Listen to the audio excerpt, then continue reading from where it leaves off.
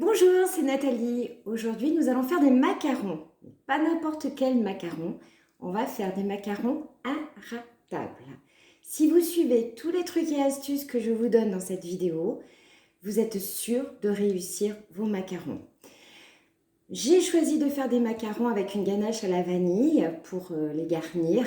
Maintenant, vous pourrez faire une ganache au chocolat, à la pistache, ce que vous voulez. L'essentiel, c'est de ne pas rater ses coques. Alors, si vous êtes d'accord, on y va! Alors, on commence par la ganache à la vanille.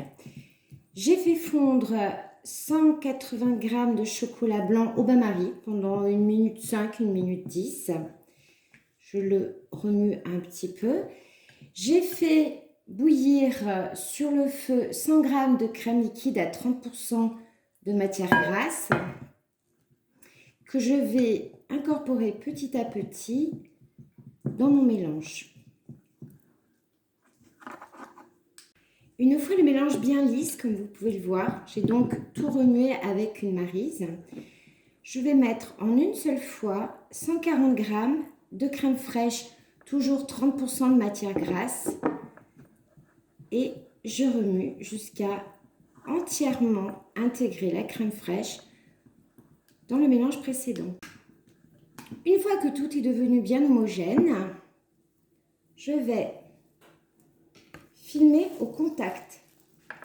C'est-à-dire que je positionne le film alimentaire directement sur ma crème obtenue. Et là, on met minimum 2-3 heures au réfrigérateur. L'idéal, c'est une nuit entière au réfrigérateur. Alors, premier secret. J'ai mis dans mon petit mixeur 100 g de sucre glace et 100 g de poudre d'amande.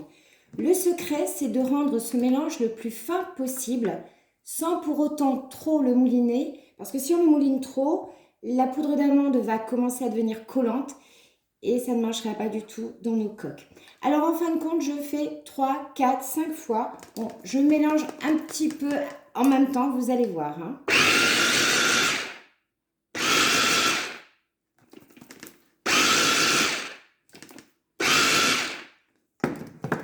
Voilà, notre mélange est en poudre, une belle poudre, ce qui ne nous empêchera pas de le passer au tamis au dernier moment quand on le mettra dans la meringue française. On passe à présent à la meringue française.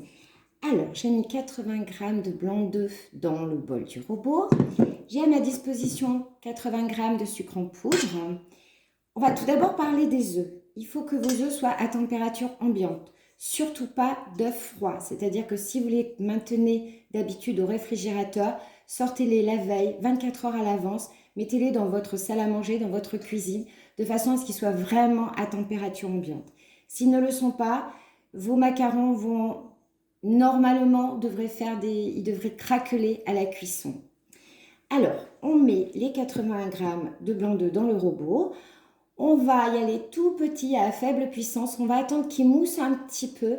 À partir du moment où ils vont commencer à mousser, je vais mettre le quart de mon sucre et j'augmente la puissance. Je continue à laisser tourner un petit moment. Je remets encore du sucre et j'augmente la puissance. À la fin, vous aurez pratiquement la puissance maximale. Et là, votre meringue française sera réussie. Voilà, notre meringue est prête. Vous voyez, elle a une bonne consistance. On va la refaire tourner pendant quelques secondes. Bon, là, ça vous aura pris environ 5 minutes pour faire cette partie-là. On va mettre le colorant. Alors, on va parler du colorant. Colorant, surtout pas de colorant liquide parce qu'ils vont changer la texture de la meringue. Donc, soit du colorant en gel, soit du colorant en poudre, mais surtout pas de colorant liquide. Donc, on va mettre le colorant et on va vraiment mouliner pendant quelques secondes le temps que le colorant pénètre bien dans la meringue. Voilà, le colorant est à l'intérieur de la meringue. Maintenant, je vais mettre au tamis ou à la passoire le mélange sucre glace, poudre d'amande. Voilà, il reste toujours quelques grains qui ne passent pas. On les met de côté. Alors, j'ai donc mis ma poudre d'amande et mon sucre glace dessus. Maintenant, je vais enrober. On ne va pas macaronner encore. On va enrober complètement le mélange de façon à ce qu'on ne voit plus du tout apparaître de blanc en fait, puisque moi c'est rose. Donc on ne verra plus du tout apparaître de blanc. Et dès l'instant que ce mélange est fait, donc on enrobe tout simplement, on ne cherche pas à macaronner. Une fois que ce mélange est fait, on va attaquer le macaronnage. Alors, vous voyez, ça ne prend pas vraiment de temps de mélanger. Après, maintenant qu'on ne voit plus mon blanc, c'est fini. J'attaque le macaronnage. Alors, macaronnage, c'est-à-dire, je vais appuyer sur les bords de mon bol de façon à écraser. En fait, j'écrase la pâte sur le bol. Vous voyez? J'écrase. Voilà, le macaronnage est fini. Alors, comment on sait que c'est fini? Eh bien, quand ça fait comme un ruban, vous voyez, ça dégouline. Le mélange est un petit peu plus brillant, un petit peu nacré. Là, on a fini de macaronner. Alors, il ne faut pas trop macaronner, sinon les macarons, ça va faire de la purée, donc ils ne vont pas se tenir. Et si on ne macaronne pas assez, forcément, ils vont faire des pointes, des craquelures un petit peu partout. On va mettre ça maintenant dans une poche à douille avec une douille de 1 cm et on va pouvoir pocher sur nos plaques. Dernière étape, le pochage des macarons. Alors là, j'ai pris une planche de macarons et je fais délicatement des petits paquets, on va dire, sur ma planche.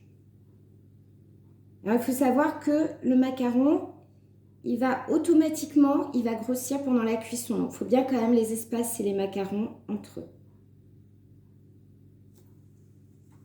Voilà, ma planche de macarons est prête. On la tape 3 fois sur le plan de travail et on enfourne environ, alors, entre 12 et 16 minutes à 145 degrés, four chaleur tournante. Je dis entre 12 et 16 degrés parce que ça dépend des fours. Donc, vous essayez avec 12 degrés. Si vous voyez que les coques ne sont pas encore complètement dures, continuez et allez jusqu'à 16 degrés.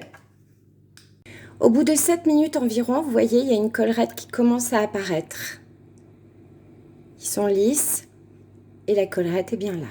Nos macarons sont prêts. Alors, dès la sortie du four, on les met sur une planche en bois, on les sort de la grille de façon à ce qu'ils refroidissent d'un coup.